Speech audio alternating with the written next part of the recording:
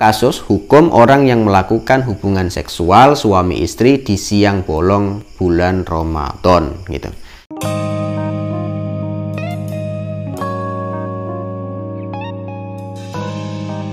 Bismillahirrahmanirrahim. Assalamualaikum warahmatullahi wabarakatuh.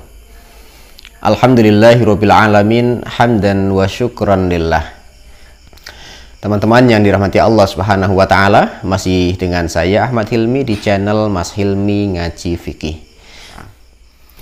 Baik, teman-teman sekalian, kita sekarang masuk pada pembahasan yang lain, yaitu kasus hukum orang yang melakukan hubungan seksual suami istri di siang bolong bulan Ramadan gitu.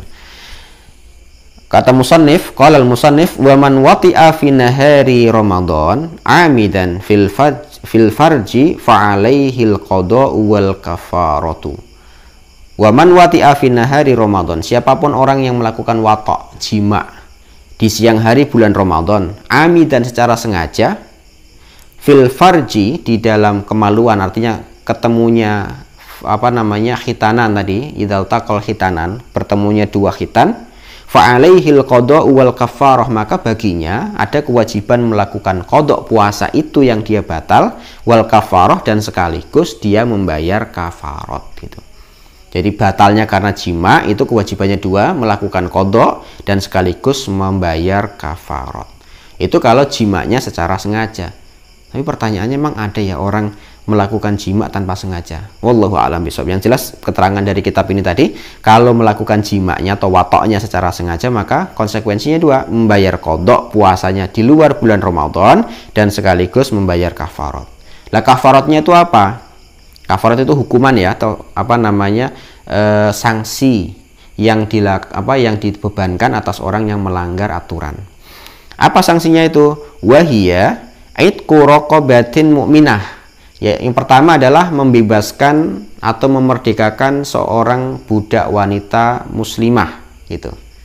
Jadi ini kalau ada orang melakukan hubungan seksual di siang hari bulan Ramadan, maka kafarohnya adalah memerdekakan seorang budak wanita mukminah. Karena sekarang sudah tidak ada lagi musim perbudakan, tidak ada lagi zaman perbudakan, maka untuk memerdekakan budak hampir dipastikan tidak bisa untuk zaman sekarang. Maka apa penggantinya? Fa illam yajid fasiyamu syahraini mutatabi'ain. Kalau tidak ada budak yang bisa dimerdekakan, maka dia membayar kafaratnya berupa fasiyamu syahrain, membayar puasa 2 bulan. Seperti apa? Mutatabi'ain, yang berturut-turut gitu. Berturut-turut itu maksudnya 2 bulannya itu nggak terputus, kecuali kalau ada uzur syar'i gitu. Namanya kalau perempuan harus membayar 2 bulan berturut-turut, ya berarti mungkin saja terputus dengan haid gitu. Maka ketika haid itu nanti setelah haid dia melanjutkan. Lah haid itu termasuk bagian dari uzur syar'i gitu. Laki-laki kalau tidak ada uzur syar'i, namanya putus karena kecapean, males gitu, maka puasa sebelumnya mamanya udah dapat 50 hari mamanya gitu, berarti tinggal 10 hari lagi karena 2 bulan kan. Nah 10 harinya itu dia capek, malas mengerjakan puasa, maka ketika putus 1 hari nanti mengulang lagi dari nol, dari awal lagi. Tapi kalau sebab syar'i dia sakit mamanya, maka ini dianggap sebagai alasan syar'i untuk untuk memutus rantai 2 bulan puasa mutatabi'ain tadi. Kita lanjutkan. Fa illam yastati' fa it'amu sittina miskina. Kalau ternyata puasa 2 bulan berturut-turut tidak mampu, fa illam yastati' tadi nggak mampu, fa it'amu sittina miskina, maka dia memberi makan 60 orang miskin banyaknya. Likulli miskin muddun, untuk setiap 1 orang miskin itu 1 mud. Jadi dia harus menyiapkan 60 paket 60 paket kafarot gitu. Lah 1 kali kafarot itu, atau 1 kafarot paketnya itu adalah muddun. Mud itu 1 mud itu berarti 1/4 sok gitu ya. Nah hitungan zakat fitrah itu namanya sok. Sok itu kalau dikonversikan banyak yang menyebutkan sekitar 2700 gram atau 2 kilo 7 on gitu. Nah 1 mudnya itu 1/4-nya itu kurang lebihnya 675 gram. Jadi kalau ada orang melakukan hubungan seksual di di siang hari bulan Ramadan dengan istrinya, maka dia membayar kafaratnya berupa memerdekakan budak kalau ada budak. Kalau tidak ada, puasa 2 bulan berturut-turut. Kalau tidak ada, bersedekah, memberi makan fakir miskin 60 banyaknya. Itu berapa masing-masing? Setiap orang miskin itu banyaknya 675 gram atau 7 on kurang sedikit atau 6 on lebih. Kalau mau dilengkapkan ya 7 gram pas, itulah kurang lebihnya. Baik teman-teman sekalian, hadis dalil yang berkenaan tentang kafaroh tadi dalam sebuah hadis yang cukup panjang ya. Nabi Shallallahu Alaihi Wasallam didatangi oleh seorang laki-laki yang datang kepada beliau, tiba-tiba mengatakan, ya Rasulullah gitu, wahai Rasulullah, halaktu, saya ini telah celaka ya wahai Rasulullah, saya ini cilaka gitu. Qala malak, orang tadi ditanya oleh Nabi, kamu tuh ngapain gitu. Qala, beliau menjawab, orang tadi menjawab, waqatu alam ro'ati wa ana shaim fi Ramadan. Wahai Nabi, saya celaka karena saya telah menggauli istri saya di siang hari bulan Ramadan gitu.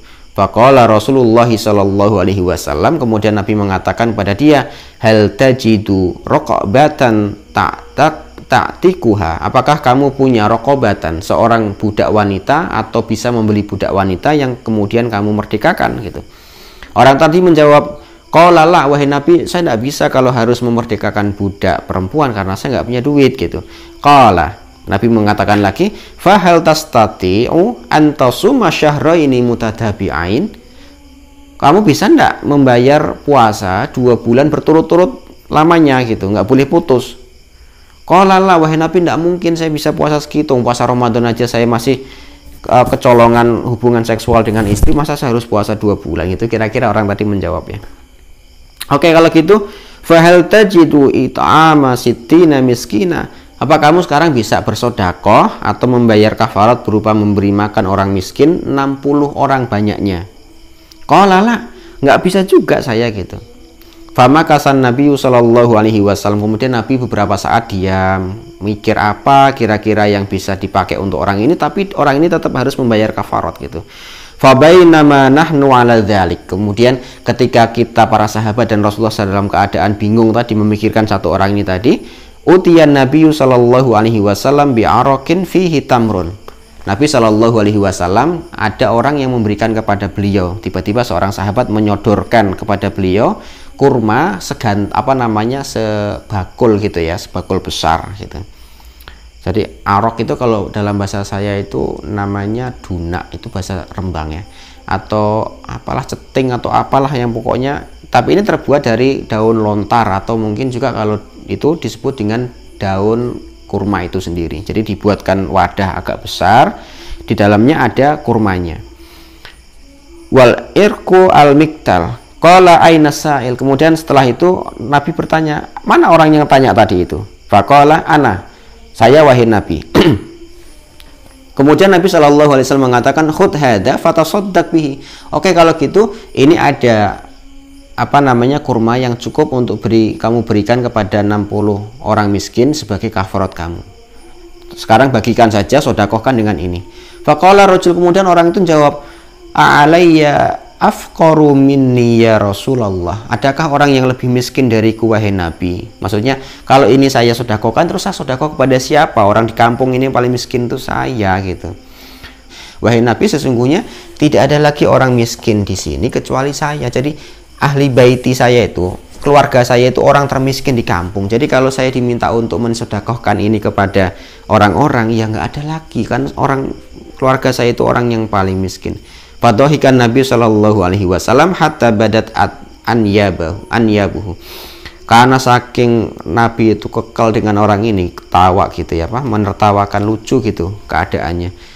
Orang dah miskin gitu kira-kira, melakukan pelanggaran puasa, diberikan opsi pertama nggak bisa, kedua nggak bisa, ketiga nggak bisa, sampai suruh sedekah pun nggak bisa, sampai sedekah itu yang bantu Nabi gitu. Tinggal ngasihkan saja, nggak jalan juga karena alasan tadi nggak ada lagi orang miskin di kampung itu kecuali dia. Namun para ulama mengatakan, wala yajuzu lil fakir alladzi qadara 'alal itam sarfu dzalika ila iyalihi wa kadzalika ghairuha minal kafarat wa ma dzakara fil hadits khususiyatun lidzalika rajul. Bahwa sebenarnya ini pendapat para ulama ya, bahwa orang itu membayar kafarat. Kafarat itu seperti pelanggaran puasa tadi, atau kafarat itu berupa fidyah, itu tidak boleh diberikan kepada orang yang berada di bawah tanggung jawab kita.